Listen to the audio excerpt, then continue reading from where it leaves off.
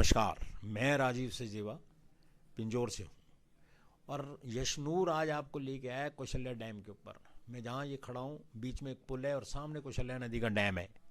कौशल्या नदी के डैम को करीबन 10 साल पहले हरियाणा सरकार के द्वारा बनाया गया, जिस पर एस्टिमेटेड कॉस्ट आई 250 करोड़ रुपए। वैसे पता नहीं डॉक्टर साहब आज तक कितने पैसे लगे, वो कोई उससे हमें को मतलब नहीं है। जिस समय ये डैम बनाया गया, क्या सरकार ने सोचा था कि 10 साल या 20 साल के बाद क्या हालात पैदा होंगे? आज हालात ऐसे पैदा कर दिए गए यहाँ के लोगों के द्वारा, सरकार के अधिकारियों के द्वारा। लोगों के द्वारा तो मैं नहीं कहूँगा, सरकार के अधिकारियों के द्वारा ऐसे हालात पैदा कर दिए गए जिसको सुनने के बाद आपको भी बड़ी विचित्र सी चीज़ लगेगी। ये सामने आप एक खड्डा देख रहे हैं, इस खड्डे को मैं बार बार आपसे कह रहा हूँ, इसको ध्यान में रखिएगा। पहले मैं जरा आपको डैम के बारे में बता दूँ। बहुत ये नदी है कौशल्या। कौशल्या बोले तो भगवान राम की माँ का नाम था, भगवान राम बोले तो हमारे हर हिंदू की आस्था। और ये नदी है, नदी में जब पानी बहता है वो ये नहीं देखती कि मैं हिंदू को दे रही हूँ पानी, कि मुसलमान को या किसी और को, वो पानी दे के चलती है। आपने इसका पानी रोका, बहुत अच्छा किया, लेकिन इसके हालात क्या पैदा कर दिए गए ये देखिए आप। लोगों ने इन ज़मीनों के ऊपर अपनी मलकियत शो कर दी। सामने देखिए, आप ध्यान से देखेंगे बाउंड्री वॉल लगा हुआ कुछ एरिया आपको नज़र आएगा। लोगों ने कहा कि साहब ये ज़मीन हमारी है, बहुत अच्छी बात है, कागज़ों में हमारी मलकियत शो हो रही है, ये भी बहुत अच्छी बात है। लेकिन आप इसको कैप्चर कहाँ तक कर रहे हैं, कहाँ तक ले जाएंगे? और ये बीच में देखिए, इतने बीच में कटा और फिर बीच के अंदर एक नदी का हिस्सा शो हो रहा है। और नदी के हिस्से के शो होते साथ में ये प्ले ग्राउंड है जिसके ऊपर बच्चे खेल रहे हैं। 75 साल के बाद आज आपको मलकियत याद आई? बड़े विचित्र लोग हो यार। इतनी उपजाऊ धरती 75 साल तुमने छोड़ दी, अब डैम बना, डैम बनने के बाद तुमने ज़मीनें बेचनी शुरू कर दी, शायद ये कहते हुए कि हमारी मलकियत है। चलो होगी आपकी, कागज़ बोलता है, मेरे कहने और सुनने से कोई फ़र्क नहीं पड़ता, सब कुछ कागज़ ही बोलता है। कागज़ आज बोल रहा है तो अच्छी बात है। ये जो आपको सफ़ेद बिल्डिंग दिखाई दे रही है ना, ये स्लॉटर हाउस है। स्लॉटर हाउस बोले तो हरियाणा सरकार, पिछली हरियाणा सरकार के द्वारा बनाए गए हुए पिंजौर को दिए गए ताजमहल, ये दो हैं जो शायद आज तक काम नहीं किया है किसी के ऊपर भी। ये दोनों ऐसे के वैसे खड़े हुए ख़राब हो। ये जो नज़र आ रहा है कैंपस बना हुआ, ये गौशाला है। हिंदुस्तान की तो नहीं, लेकिन हरियाणा की बेहतरीन गौशालाओं के अंदर इसका नाम आता है। बड़ी साफ़ सुथरी तरीके से बनाया गया है। लोग तो यहाँ भी एलिगेशंस लगाते हैं, लगाते रहें। और ये गौशाला के सामने अब आप ये देखिए, आपको ये बाउंड्री वॉल के अंदर नज़र आ रही है एक हल्की सी साइड के अंदर। इस बाउंड्री वॉल के अंदर मिट्टी की फिलिंग हो रही है।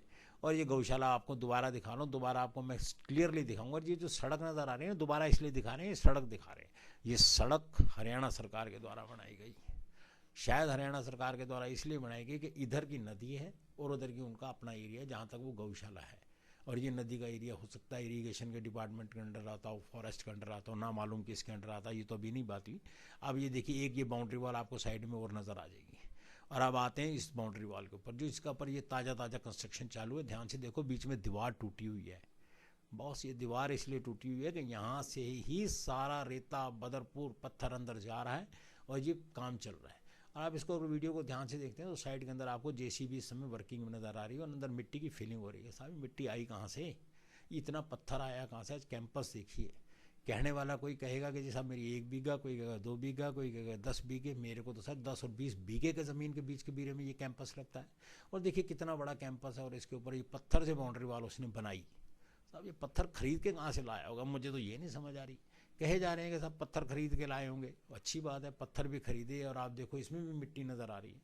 पत्थर कहाँ से खरीदे होंगे साहब? यहीं मुल्ला की जूती और मुल्ला का ही सर। पत्थर ये नदी से उठाया और टेक दिया और बोल दिया साहब पत्थर उठा। और अब आप देखो ये डंगा जो लगाया गया है, ये किस लिए लगाया गया है? और बीच में एक झोपड़ी बना के खड़ी कर दी। साहब डंगा भी शायद इसलिए लगाया गया है कि कल को कोई बात हो तो हम ये यहाँ तक अपनी मलकियत शो कर सकें कि साहब ये तो हमारी है। क्योंकि फॉरेस्ट के अधिकारियों से जो पूछा गया कि ये डंगा आपने लगाया है, तो मेरे को डिप्टी रेंज अफसर ने बोला कि साहब ये डंगा हमने नहीं लगाया, ये तो निजी है। और उनको बुलाया है कि मैंने आप कागज़ लेके आए। वीरवार को मेरी बात हुई थी, फिर शुक्रवार आया, फिर शनिवार, इतवार कट गया बीच में से, क्योंकि शनिवार की 2 छुट्टी होती हैं और आज सोमवार है। आज दिनांक है 9 तारीख। अभी भी आधे घंटे पहले मेरी बात जो रेंज ऑफिसर से हुई तो उन्होंने कहा कि साहब मैं तो 4 दिन से उनको ये कह रहा हूँ कि आप कागज़ लाएँ, परंतु वो पार्टी कागज़ लेके नहीं आ रही मेरे पास। अब आप एक बात बताओ जी, कागज़ आप ला नहीं रहे हो, रेंज अफसर को आप दिखा नहीं रहे, इरिगेशन के अधिकारियों से बात करो तो वो कहते हैं पता नहीं। इरिगेशन की एक जेई मैडम है, उनसे बात करो तो जब उनको अपनी चोरी का एहसास होता है कि जब अपनी काम चोरी तो नहीं कहूँगा मैं, लेडी है वो, अच्छे शब्दों का इस्तेमाल करना चाहिए मुझे उनके लिए, तो वो बहुत ज़्यादा अग्रेसिव हो गए मेरे से, बोली कि आप मुझे धमका रहे हो। साहब मैं क्यों धमकाऊँगा? उन्होंने बात में मुझे कहा कि मैंने अपना बेलदार भेजा है, वो चीज़ को सर्वे करेगा, उसके बाद वो मुझे रिपोर्ट देगा, देन आई विल प्रोसीड। बड़ी विचित्र बात है यार, एक बेलदार सर्वे करेगा? फिर जय साहब आप क्या करेंगे? और सुबह मेरी एक्शन साहब से बात हुई, एक्शन साहब ने मुझे उनका नंबर दिया और एक्शन साहब ने बोला बड़ी अजीब सी बात है संजय भाई जी, अगर आप मुझे ये बात बता रहे हैं, ये काम तो मेरे जेई और एसडीओ का है, उनको नहीं पता और आपको पता है। मैं कहा सर चलो कोई बात नहीं।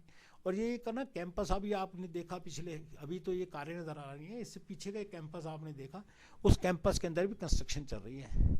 और ये दिखा रहा हूँ आपको नदी, साहब ये नदी है क्या है? ये तो जिस तरह से पिंजौर में नाड़ों पे कब्जा हो गया, इस दिन कौशल्या नदी पे भी कब्जा हो जाएगा। सरकार से निवेदन है कि सो के उठ जाए और जांचे इसको। ये हमारी आस्था से जुड़ी नदी है, कोई मजाक नहीं है ये।